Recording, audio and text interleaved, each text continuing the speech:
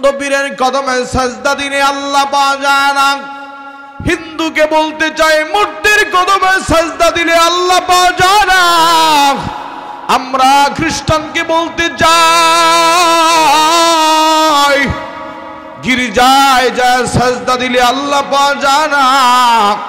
যদি আল্লাহকে পাইতে হয় তাহলে আমার রাসূলের সুন্নতের অনুসরণ করতে হবে। কথা কোন ঠিক না বেটি? হে যুবক ভাইরা আমার, আজকে তুমি আর্জেন্টিনাকে ভালোবেসে আর্জেন্টিনার পোশাকের গেঞ্জি পরে এলাকার মধ্যে জানান দাও আমি আর্জেন্টিনার একজন সাপোর্টার। কথা কোন ঠিক না বেটি? মেসির গেঞ্জি পরে 10 নাম্বার জার্সি পরে তুমি এলাকাতে জানান দাও আমি একজন মেসির ফ্যান।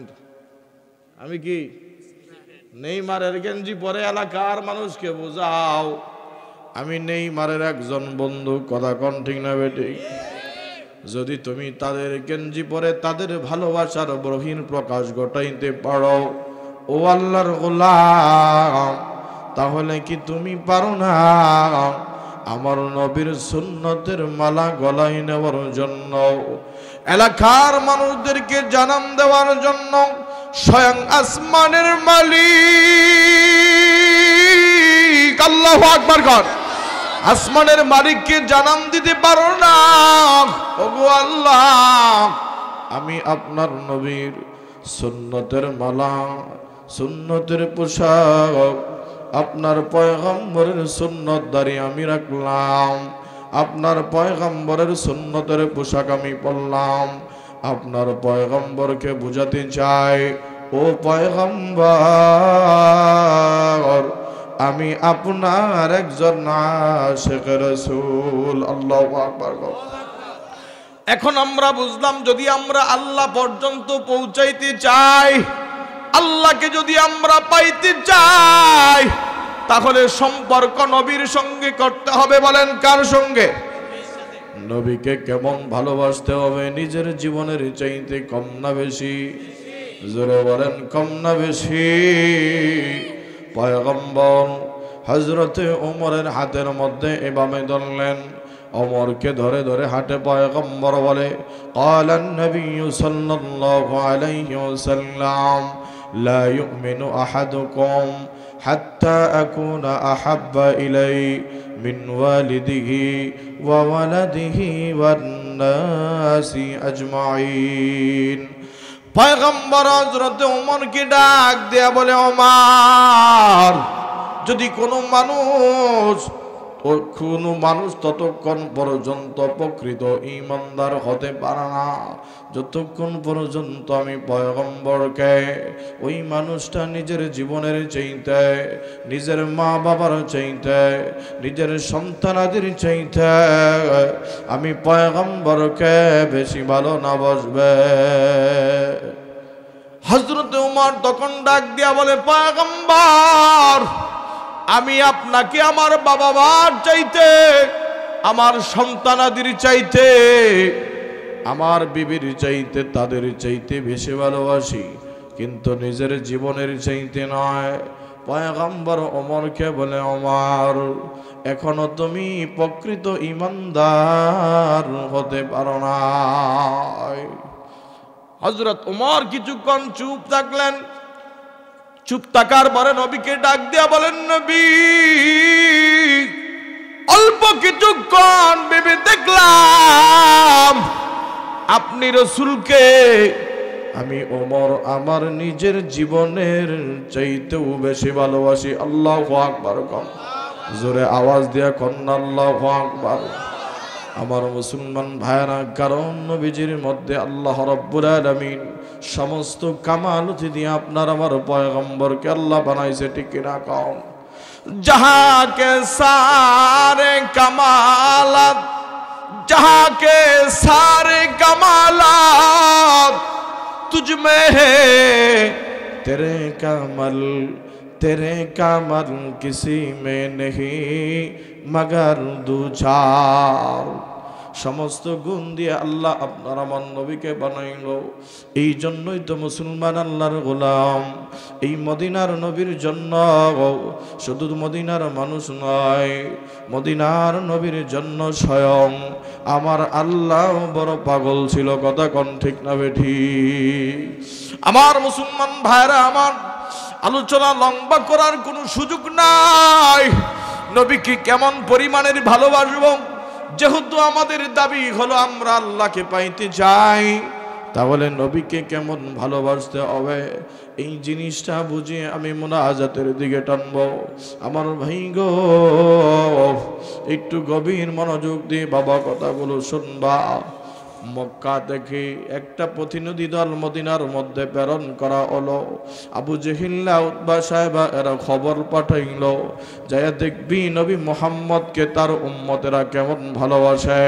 ওই প্রতিনিধি দল মদিনার মধ্যে ঘুরে ঘুরে তল্লাশি চালায়। আবু জেহিল্লারে কয়, আয় লিডার আবু জেহেল, আমরা তো রুমে গেলাম, পারস্যে গেলাম, কোথাও তাদের প্রধানকে এত সম্মান করতে দেখি না যত সম্মান তারা নবী মুহাম্মদকে করে। আল্লাহু আকবার। কম তারা নবী মুহাম্মদের সামনে উঁচু গলায় কথা বলে না, তারা পয়গম্বরের সামনে জোরে আওয়াজ দিয়ে কথা কয় না।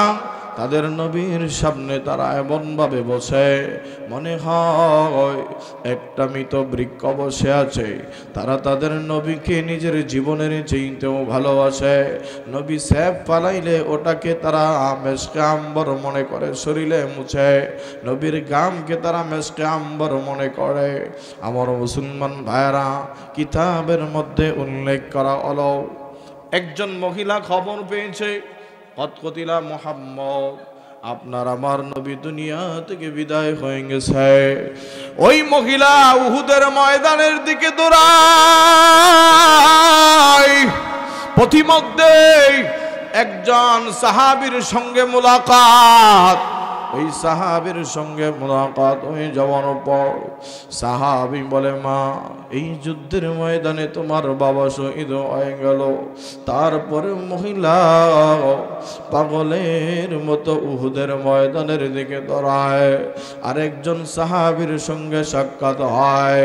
ওই সাহাবী বলে, মা গো, এই যুদ্ধের ময়দানে তোমার সন্তান শহীদ হয়ে গেল। মহানবী মহিলা ডাক দেয়া বলে, ও পয়গম্বরের সাহাবী, আগে বলো আমার নবী কোথায়? ওই সাহাবী বলে, আমার নবী উহুদের ময়দানের একটা কিনারায় সুস্থ অবস্থায় আছে। মহিলা আমার দৌড়াইয়া ওই ময়দানের দিকে হাজির। আল্লাহু আকবার কর। এবার যাইয়া মায়ান নবীর সামনে হাজির হয়ে যাওয়ার পর মহিলা কান্দে আর বলে, পয়গম্বর গো, এই যুদ্ধের ময়দানে আমার বাবা শহীদ হলো, এই যুদ্ধে আমার সন্তান শহীদ হলো, এই যুদ্ধে আমার ভাই শহীদ হলো, আমার প্রাণের স্বামীও শহীদ হলো। নবী, এগুলো আমার মনের মধ্যে কোনো কষ্ট নাই। তুমি নবীকে সুস্থ দেখাও। আমি মহিলা যত পরিমাণ খুশি হয়েছি। আল্লাহু আকবার কও। মহিলা ডাক দিয়ে বলে, ও গো নবী, আপনারে যদি এখন না পাইতাম, আপনি নবী যদি দুনিয়াতে না থাকতেন, আমার আত্মীয় স্বজন থাকতো, তাহলে আমি কেমন ব্যথা পাইতাম নবী। আর আপনি বেঁচে আছেন, আর কেউ থাকবা না থাক, আমি মহিলার মনে কোনো কষ্ট থাকবে না। আল্লাহু আকবার কর। মাই আশিক মাওলা হো মেরা इश्क निराला, मैं आशिक मौला हूँ मेरा इश्क निराला, ऐ जुमला जहाँ जिसकी तजल्ली से उजाला। আপনার আমার পয়গম্বর শুধু দুনিয়াবাসীর জন্য রহমত নয়, আল্লাহর পয়গম্বর শুধু ইনসানের জন্য রহমত নয়, নবী কাল কায়নাতের জন্য রহমত। কথা কোন ঠিক না বেটি? নাকি শুধু আসমানের জন্য রহমত? কথা বলে না কেন? নবী সারা জাহানের জন্য রহমত, ঠিক কিনা কম? আল্লাহ কোরআনের কারীমের মধ্যে বলে, ওয়া মা আরসালনা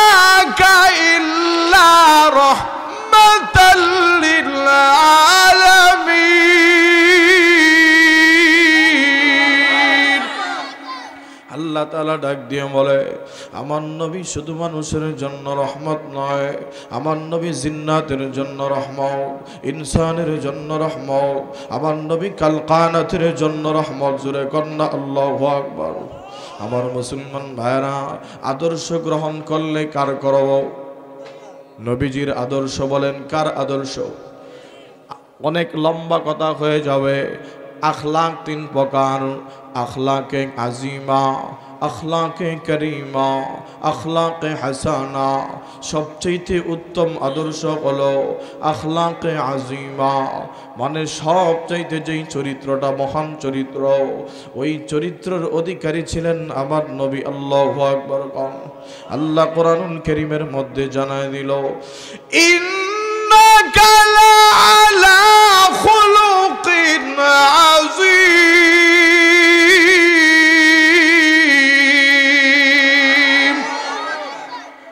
ইমামুল আউয়ালিন আল আখিরিন, বহর সুদকা রহমাতান লিল আলামিন, শুধু হজুন্দাজ রহমাতান লিল আলামিন, মসজিদে ও শুধু হামারু এ জমিন। আমার ভাইরা, এই নবী কেমন নবী? বিলাল এত কালো কেন? নবীর প্রতি বিলাল এত পাগল ছিল? এই কালো বিলাল এত নবীকে কেন মোহাব্বত করত? সিরাতে ইবনে হিশামের ভিতরে উল্লেখ করা হলো খুব ভালোভাবে। বাবা, কথাটা বাংলার জমিনে হাজারো কোটি লক্ষ মানুষ থাকার পরেও এক শ্রেণীর নাস্তিক বেঈমানের বাচ্চা বের হয়েছে, যারা আমার নবীর বিরুদ্ধে কথা বলে, যারা আমার নবীর বিরুদ্ধে হুঙ্কার দেয়, যারা আমার নবীর আদর্শ নিয়ে কথা কয়। কথা কোন ঠিক না? এই থানার নাম কি? সাভার? হ্যাঁ, আশুলিয়া। আশুলিয়ার এই মাহফিলের মঞ্চ থেকে আমরা বলতে চাই, যদি বাংলার জমিনে কোন নাস্তিক বেঈমানের বাচ্চা আমার নবীর আদর্শ নিয়ে কথা কয়, এদেরকে জীবন্ত কবর দেওয়া হবে। কথা বলেন, কথা ঠিক না বেঠিক? নবীর দুশ্মনের কোনো রাজনৈতিক পরিচয় নাই, নবীর দুশ্মনের কোনো বংশীয় পরিচয় নাই। নবীর দুশ্মনের পরিচয় একটাই, ও হলো আমাদের দুশ্মন, ও আল্লাহর দুশ্মন, ও আমার রাসূলের দুশ্মন, ও স্বয়ং আমাদের কলিজার দুশ্মন। কথা কোন ঠিক না বেঠিক? আমার মুসলমান ভাইরা আমার, ভালো করে বাবা ঘটনাটা বুঝবা। আমার বন্ধু মায়ার নবীর জন্য উম্মত পাগল, কিন্তু উম্মতের জন্য তো আমার নবী পাগল ছিল। কথা কোন ঠিক না বেঠিক? আল্লাহু আকবার। ওই ঘটনা বলার আগে এক ফোঁটা চোখের পানি ফেলার প্রস্তুতি গ্রহণ করতে হবে। পারবেননি? হ্যাঁ, আল্লাহর নবী বলছে, যদি নিজে কাঁদতে না পারো, কান্নার ভান করো।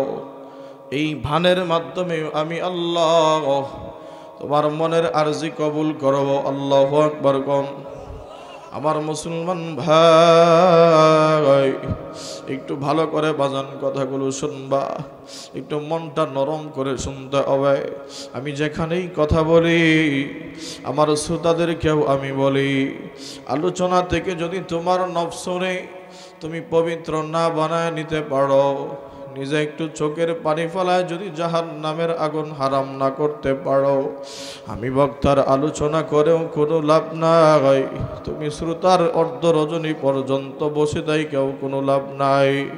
আমার প্রিয় ভাইয়েরাই জন্য ভালো করে শুনবা, মনটারে অন্যদিক না ঘোরা এদিকে লক্ষ্য করে ভালো করে শোনাও।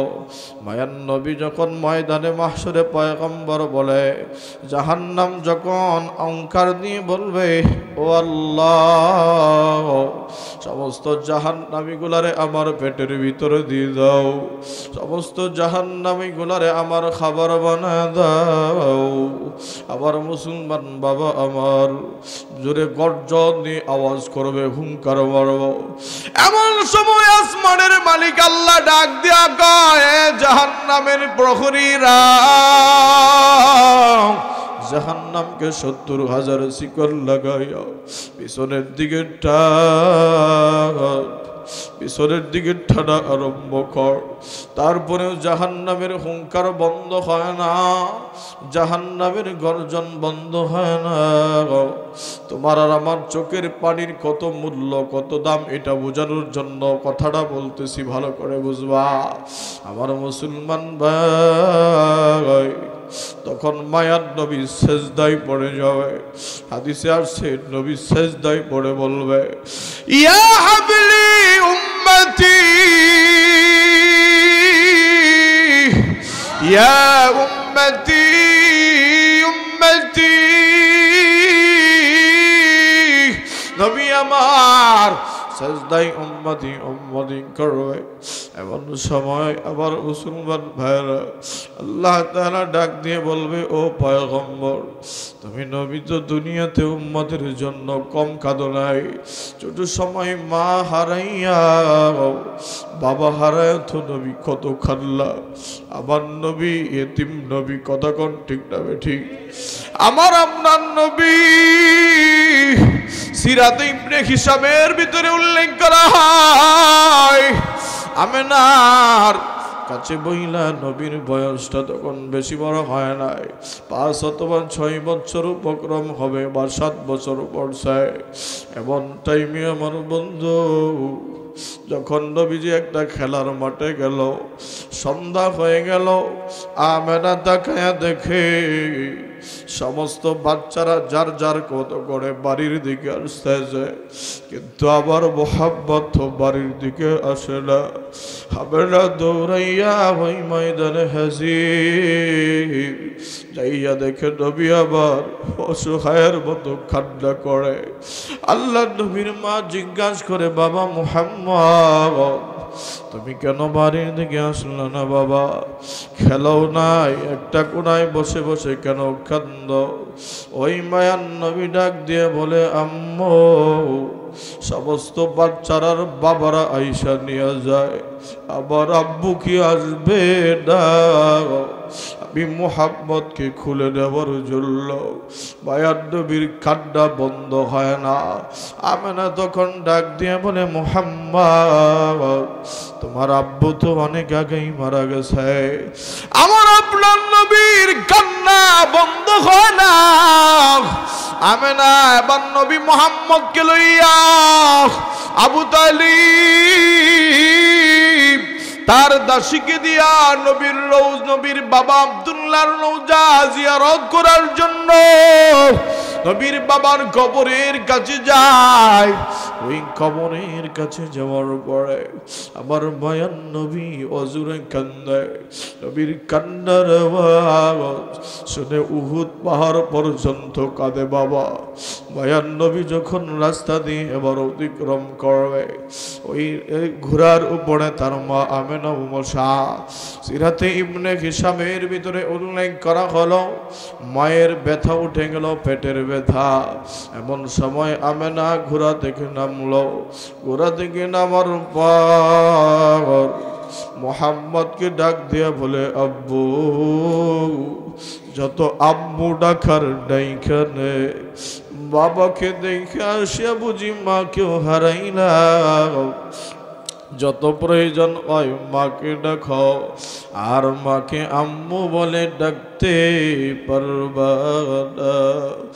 আমেনা আল্লাহর নবীরে এবার বুকে জড়াইয়া কপালের মধ্যে চুমা দেয়। আল্লাহু আকবার গড।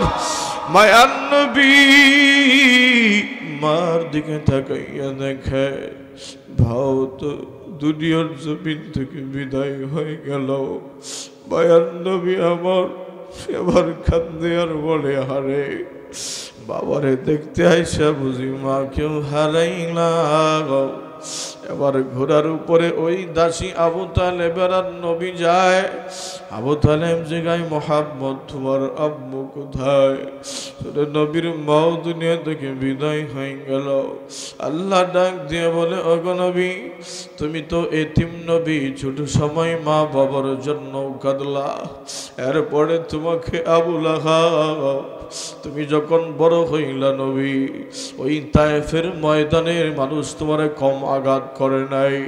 তায়েববাসী তোমারে এত আঘাত করলো, এত মারণ মারলো, তোমার জুতার সঙ্গে রক্ত মুবারক এভাবে আঠা লেগে গিয়েছিল। আম্মাজান কিতাবে লেখে, সিরাতের কিতাবে, নবীর বিবি হযরতে আয়েশা রাদিয়াল্লাহু আনহা যখন নবীজির পিঠের মধ্যে পিঠটা দেখে হাত ভুলায় দেয়, দেখে পিঠের অনেক জায়গার মধ্যে গর্তের মতো দেখা যায়।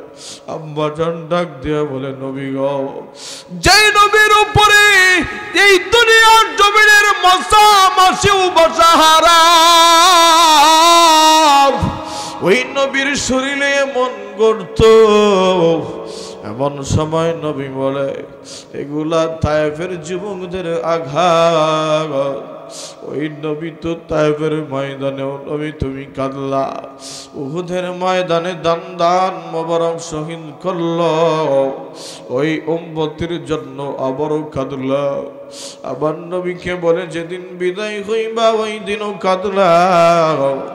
আজকে নবী তোমারে আমি আল্লাহ কাঁদতে দিব না। নবী আপনি মাথা উঠান।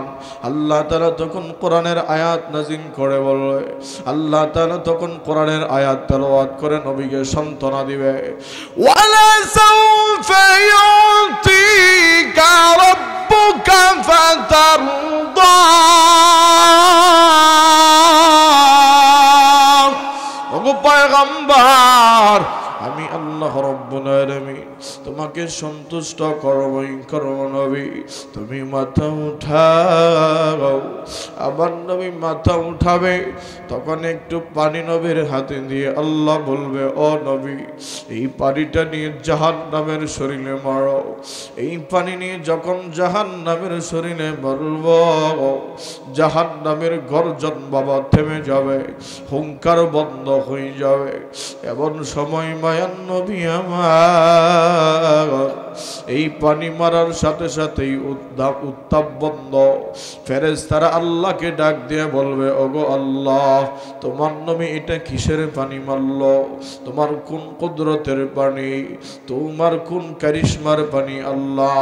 তোমার কোন রহমতের পানি আল্লাহ? যেই পানির এত পাওয়ার, যেই পানির মাধ্যমে জাহান্নামের এত বিশাল হুঙ্কার বন্ধ হয়ে গেল। আল্লাহ রাব্বুল আলামিন তখন ডাক দিয়া বলে, রে আমার ফেরেশতারা, এটা আমি আল্লাহর কোন কুদরতি পানি নাই রে, এটা আমি আল্লাহর কোন রহমতের পানি না, এটা হলো আমার পয়গম্বর মুহাম্মদুর রাসূলুল্লাহর গুনাহগার উম্মতের চোখের পানি। আল্লাহু আকবার কর, আর জোরে কর না বাবা, আল্লাহু আকবার।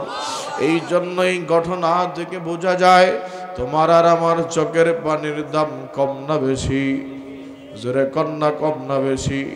আমার বন্ধুগণ, আমি এই কথাটা বলে আমার বয়ান শেষ করব। যেই ঘটনার উদ্দেশ্য করে এই কথাটা বললাম, আল্লাহু আকবার, পয়গম্বরের একজন সাহাবী, আল্লাহু আকবার, হযরত সাদ সালামী রাদিয়াল্লাহু তাআলা আনহু নবীজির কাছে আয়েশা বলে, নবীরে তারা কেমন ভালোবাসতো, এই ভালোবাসার একটান্ত দৃষ্টান্ত দিয়ে মুনাজাত করে দেব ইনশাআল্লাহ।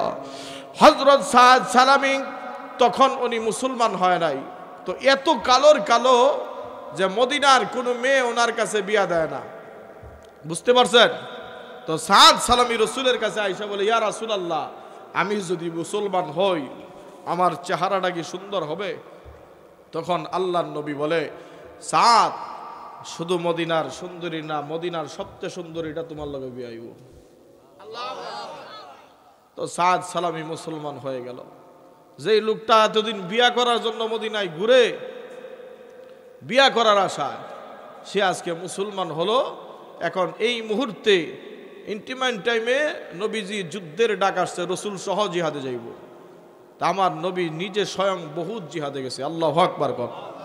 আর আজকে জিহাদের নাম রইলে এতদিন আমারা জঙ্গি কইতো, কথা কন ঠিক না বেঠিক? যারা জিহাদের বিপক্ষে বলবে এরা জঙ্গি, ঠিক কিনা কন? এই জন্য মাঝে মাঝে রসুল যদি সব সময়, আচ্ছা জিহাদ কেন, এটি বলতে গেলে অনেক লম্বা ব্যাখ্যা হয়ে যাবে। জিহাদ হলো এই জন্য জমিনের মাঝে যত জুলুম আছে এগুলা দূর করার জন্য আল্লাহ জিহাদের বিধান দিয়েছে। সুবহানাল্লাহ কোন। আচ্ছা মনে করেন আপনার শরীরে একটা ফুরা হলো, এখন ফুরা যদি থাইকে যা শরীর নষ্ট হবে না? পচে যাবে। ডাক্তার, আপনি যদি মনে করেন ডাক্তার কত বড় ডাকাত, ও ফুরা গালানোর জন্য শরীর কাটে, রক্ত বের করে, ডাক্তাররা যদি ডাকাত কন, তাহলে এটা কি আপনার ধারণা ভুল না সঠিক? ভুল না? তো ডাক্তার অপারেশন না করলে ওই অংশটা তো ভালো হবে না, ঠিক কিনা? তো এই জন্য আমার ভাইরা, এই জন্যই জিহাদের মূল অংশটা দিছে যেন এই জমিনের ফিতনাগুলা দূর করা যায়, ঠিক কিনা কন? আমার মুসলমান ভাইরা, আমার সাদ সালামি মুসলমান হয়ে গেল। মুসলমান হয়ে যাওয়ার পর যুদ্ধের ডাক আসার পরে আমার বন্ধুরা ভালো করে শুনবা, এবার আল্লাহর নবী বলে সাদ বড় চারজন সাহাবীকে বলল, আবু বকর, ওমর, উসমান, আলী, তোমরা 2 দিরহাম করে দিবা। বলেন কয় দিরহাম? আরে ভাই জোরে কন্যা, কয় দিরহাম? 2 দিরহাম 4 দুগুণে কত? 8 দিরহাম হাদিয়া দেওয়ার পরে সাদ সালামিরে বলল, যাও বিয়ার বাজার করতে যাও। সাদ সালামি বিবাহের বাজার করার জন্য মদিনার বাজারের মধ্যে হাজির। বারবার নবীকে বলে, নবী আপনি যুদ্ধে যাবেন আর আমি সাদ যাব না, এটা হতে পারে না। আমার নবী বলে, না না, যাও, তুমি আগে বিয়ে করো, এরপরে জিহাদের মধ্যে যাইবা। বারবার নবী তারে নেয় নাই, রাজি হই নাই। নবী বাধ্য হয়ে আবার বাজারের জন্য গেল। ওই বাজারে যাওয়ার পরে একজন ঘোষক ঘোষণা করতেছে, হাইয়া আলাল জিহাদ, হাইয়া আলাল জিহাদ।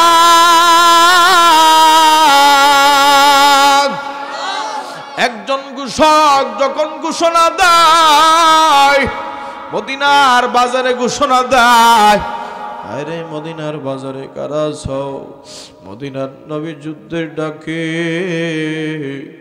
এমন সময় সাদ সালামি চিন্তা আরম্ভ করলো, না রে, আমি বিয়ার বাজার তো করতে পারি না। এই মুহূর্তে মদিনার নবী জিহাদের ময়দানে যায়, আমি কেমনে বিয়ের বাজার করো? সিদ্ধান্ত চেঞ্জ করে নিজে এবার 2 দিরহাম দিয়ে একটা তলোয়ার কিনছে। কয় দিরহাম দিয়া? বাকি আছে কত দিরহাম? বাকি আছে 4 দিরহাম। কথা কোন ঠিক না বেঠি? আমার মুসলমান ভাইরা ভালো করে শুনবা। এই যে বললাম মাঝে মাঝে গরমের দরকার কেন? মাঝে মাঝে গরম না থাকলে দেখেন আজকে আমেরিকার বিরুদ্ধে কেউ কথা কয় না, কথা বলেন না কে? মনটার মধ্যে বড় কষ্ট লাগে মনের ভিতরে। আমার ফিলিস্তিনের এই ছোট্ট মাসুম বালক গুলারে প্রায় দিন তাহাজ্জুদের যাই নামাজে বৈশা, তাহাজ্জুদের যাই নামাজে বৈশা, ওই যাই নামাজের অনেক অংশ চোখের পানি দিয়ে ভিজিয়েছি। কারণ হলো আল্লাহকে বলছে, আল্লাহ তুমি তো জালেম রে, ছাড় দাও, কিন্তু ছেড়ে দাও না। এই যে আমেরিকা এভাবে আবার মুসলমান ভাইদের হত্যা করে, তুমি কি দেখো না? তোমার শক্তি তো তার চাইতেও কোটি কোটি গুণ বেশি।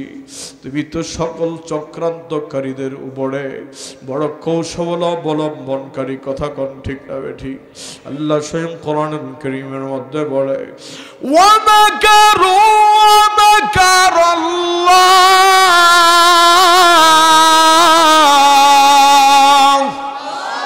ওয়াল্লাহু খায়রুল মাকিরিন।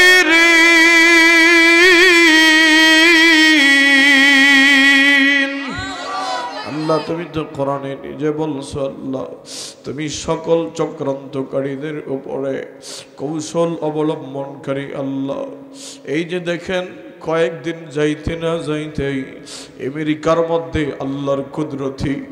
আল্লাহর কুদরতি এমন গজব আরম্ভ হয়ে গেল, মাটির নিচ থেকে আগুন বাষ্প হয়ে উপরে উঠছে। কথা কন ঠিক না ঠিক? যেই এলাকাটা পর্নোগ্রাফি এলাকা, সবচেয়ে আমেরিকার অনেক ধনাঢ্যবান এলাকা, ওই এলাকার কয়েকশো হাজার বাড়ি পুড়ে গেছে। আল্লাহু আকবার কন। আমি তো দোয়া করেছি, মালিক এই আগুনকে তুমি না নিবায়া দেখেন এত বড় গজব, ওই আগুনের কাছে যাও মুসলমান আজান দেয়, তার মানে মুসলমান জাতি ভালো না খারাপ, তারপরেও ওরা মুসলমান মারে। আমি তো বলি আল্লাহ এই আগুন না নিভায়া এই আগুন ইসরাইল পর্যন্ত রাস্তা বানায় দাও, রাস্তা বানায় দাও, ঠিক কিনা কার? কারণ আজকের ঘোষণা বাবা মনে খুশি হবে, মনটা আনন্দেই ভরে যাবে। এরা এই অবস্থা দেখে ইসরাইল সিদ্ধান্ত গ্রহণ করছে আর ফিলিস্তিনের উপরে হামলা করব না, যুদ্ধবিরতি হয়ে গেছে। নারায়ে তাকবীর, জোরে নারায়ে তাকবীর। কারণ হস্তি বাহিনী বাইতুল্লাহর বিরুদ্ধে যুদ্ধ করতে যাইয়া ফাজআলাহুম কাআসফিম মাকুল, এমন ভাবে ধ্বংস হইছে খড়কুটার মতো। আল্লাহু আকবার। এই জন্য মুসলমানের পক্ষে সাহায্য করবেন কে? জোরে বলেন না কে? বিপ্লব মানে জীবন দেওয়া, বসে থাকা নয়, সে কোনো দিন আসবে না রে করো যদি ভয়, ঠিক কি না? বিপ্লব মানে জীবন দেওয়া, বসে থাকা নয়, সে কোনো দিন আসবে না রে করো যদি ভয়। আসবি বিজয় রক্ত আর জীবনের বিনিময়, ঠিক কি না? আসবি বিজয় রক্ত আর জীবনের বিনিময়। বিপ্লব মানে জীবন দেওয়া, বসে থাকা নয়, সে কোনো দিন আসবে না রে করো যদি ভয়। জিহাদের ওই ময়দানেতে যেতে তোমাকে হবে, প্রয়োজনে সব রক্তটুকু জমিনে ঢেলে দিবে, ঠিক না? জিহাদের ওই ময়দানেতে যেতে তোমাকে হবে, প্রয়োজনে সব রক্তটুকু জমিনে ঢেলে দিবে।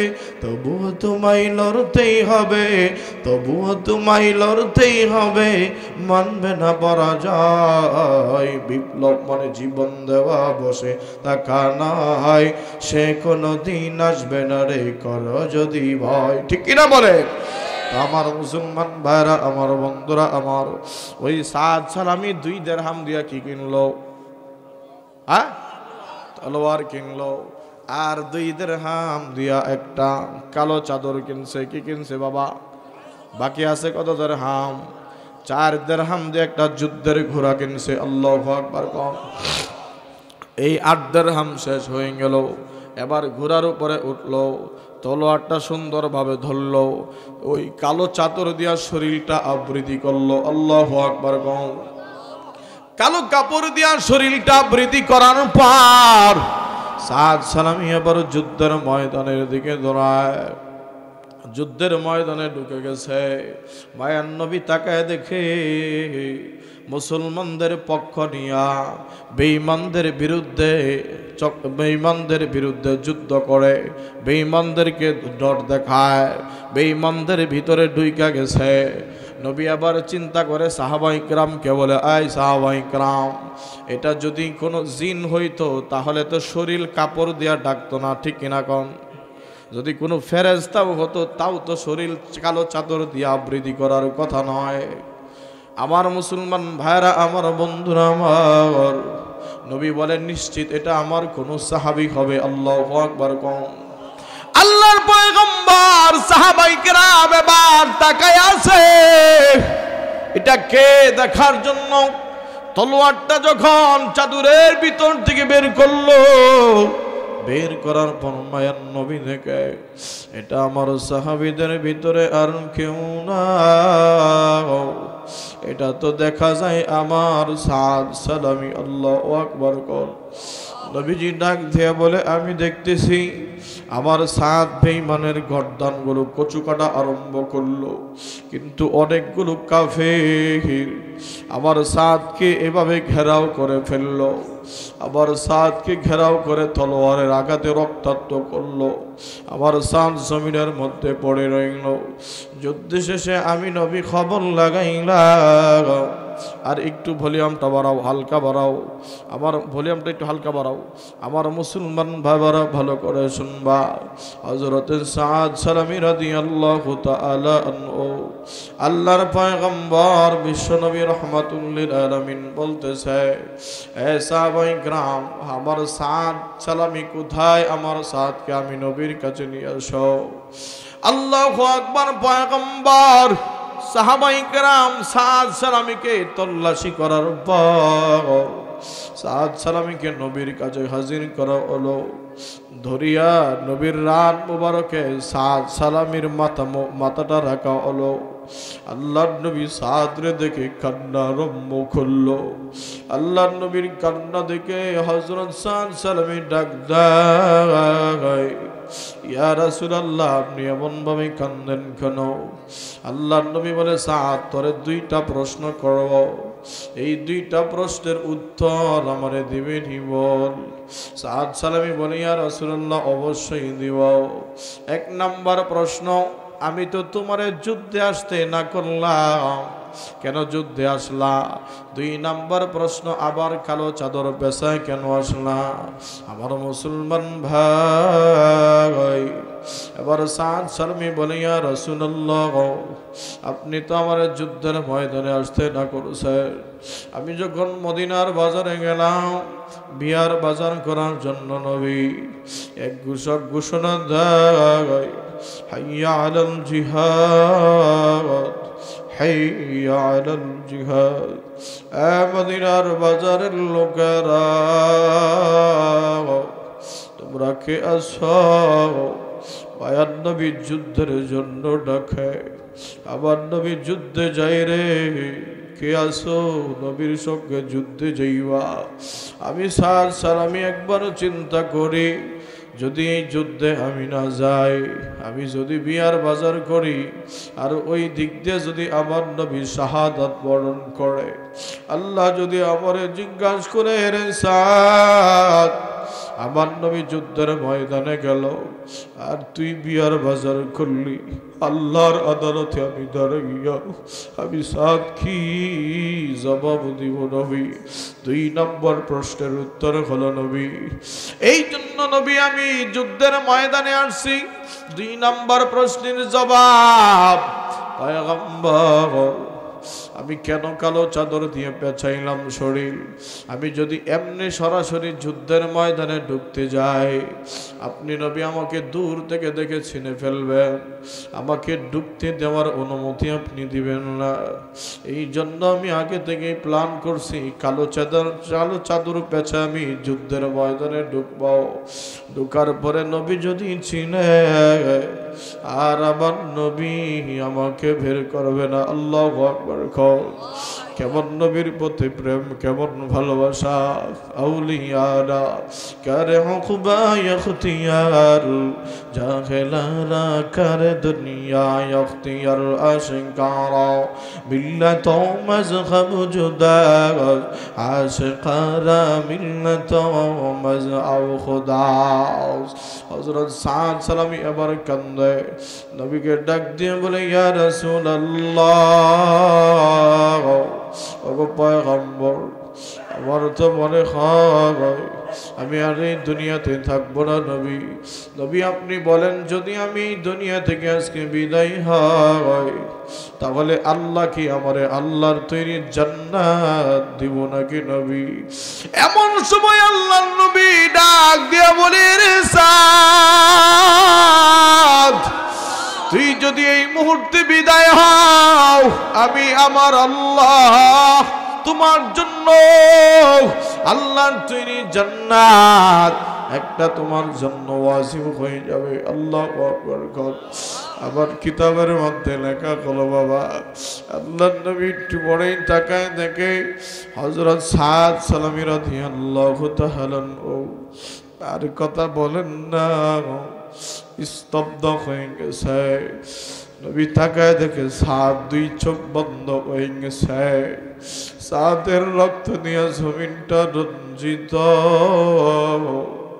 সাদের শরীরটাও ঠান্ডা হয়ে গেছে। নবী তাকায় দেখে সাদ আর এই দুনিয়ায় নাই। আবার নবী আবার কান্না আরম্ভ করলো।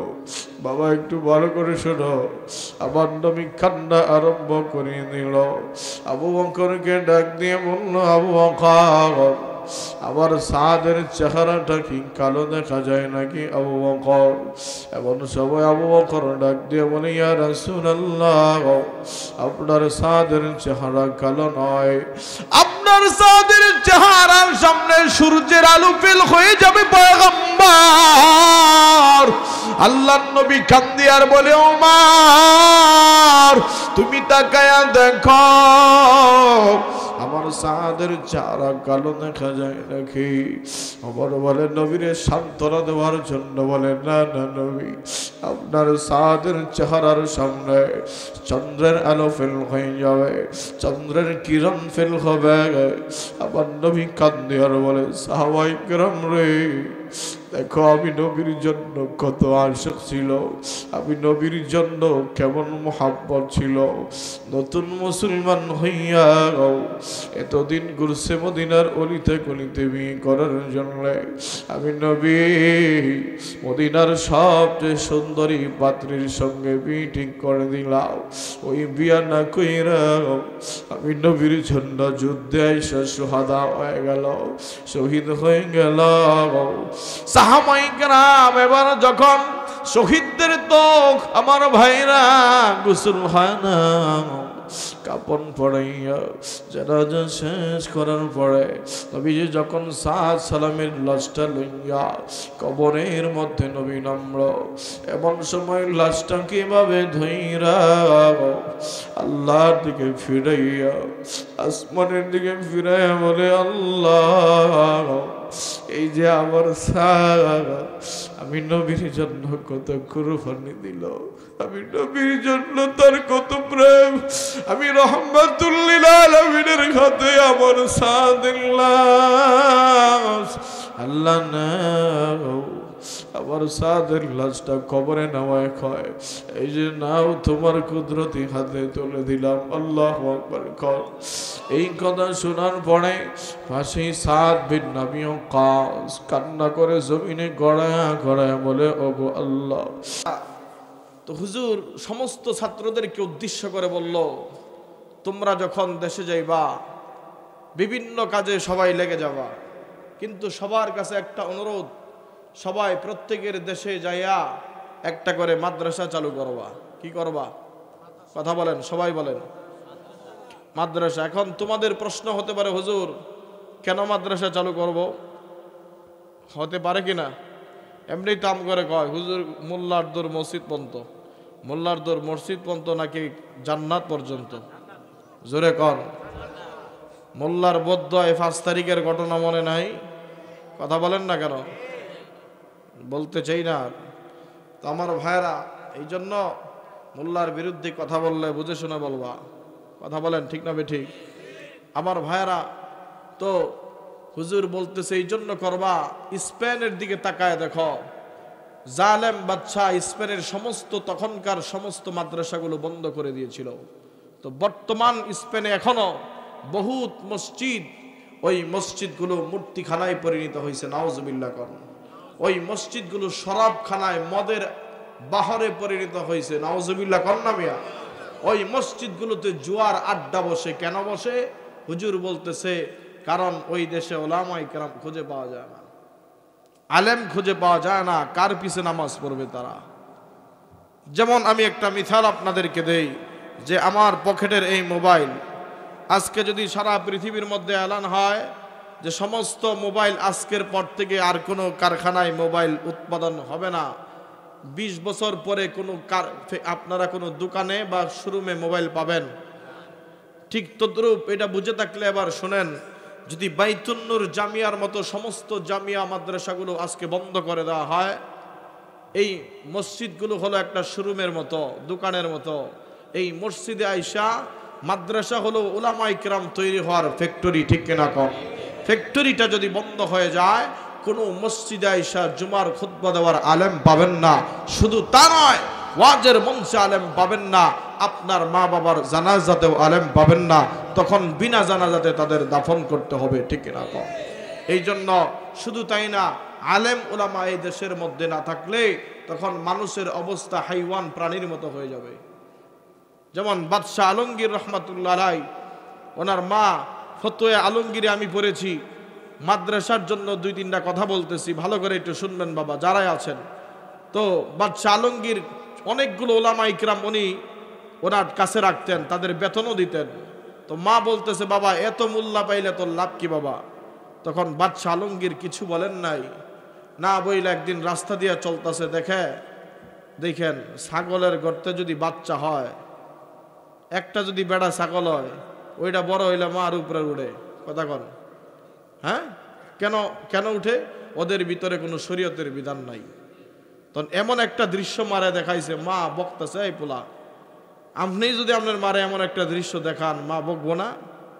তো মা বকে তুই তো বাদশার ঘরের বাদশা, মানে তোর বাবা ছিল বাদশা, তুই এরপরের বাদশা, কিন্তু তুই কেমনে আমি মারে এত জ্ঞানী হয়ে এমন একটা দৃশ্য দেখাইলি বাবা?